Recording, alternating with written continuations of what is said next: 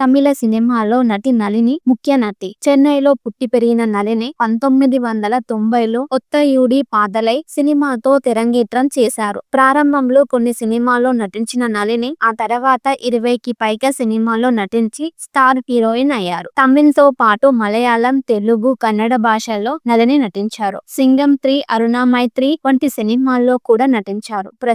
ప్రస్తుతం తెలుగు బుల్లితెరపై చామంతి సీరియల్లో నటిస్తున్నారు. నటుడు, దర్శకుడు, మాజీ ఎంపీ అయిన రామరాజన్ ను ప్రేమించి పెళ్లి చేసుకున్నారు. నళినిని ప్రేమించిన రామరాజన్ అసిస్టెంట్ డైరెక్టర్ గా ఉన్నప్పటి నుంచే ఆమెను ప్రేమిస్తున్నారు. మొదట ఆయన ప్రేమను పెద్దగా పట్టించుకోని నళిని ఆ తర్వాత రామరాజన్ నిజమైన ప్రేమను అర్థం చేసుకుని ప్రేమించడం ప్రారంభించారు. కానీ నళినికి ఇంట్లో వ్యతిరేకత వచ్చింది. రామరాజన్ కు కూడా కష్టాలు వచ్చాయి. వీరి ప్రేమను కలపకూడదని నళినిని తమిళ సినిమాలో నటింపజేయకుండా వరుసగా ఏడాది పాటు మలయాళ సినిమాలో నటింపజేశారు. ఒక దశలో ఓర్పు నశించిన రామరాజన్ షూటింగ్ నుండి నళినిని కారులో ఎత్తుకెళ్లి తాళి కట్టి పెళ్లి చేసుకున్నారు. దీంతో కోపోద్రిక్తురాలైన నళిని తల్లి, "నువ్వు అతనితో జీవించలేవు, ఎలాగైనా తిరిగి వస్తావు" అని చెప్పి వెళ్లిపోయారు. ఆ మాట ప్రకారమే రామరాజన్ నళినిల వైవాహిక జీవితం 13 ఏళ్ల తర్వాత ముగిసింది. 1987లో పెళ్లి చేసుకున్న వారు 2000 సంవత్సరంలో విడాకులు తీసుకుని విడిపోయారు. అయినప్పటికీ వీరిద్దరూ ఒకరిపై ఒకరు ఇంకా ప్రేమతోనే ఉన్నారు. తన భర్త రామరాజన్ ను ఇంకా ప్రేమిస్తున్నానని నళిని చాలా కార్యక్రమాల్లో చెబుతూ వస్తున్నారు. వీరికి అరుణ్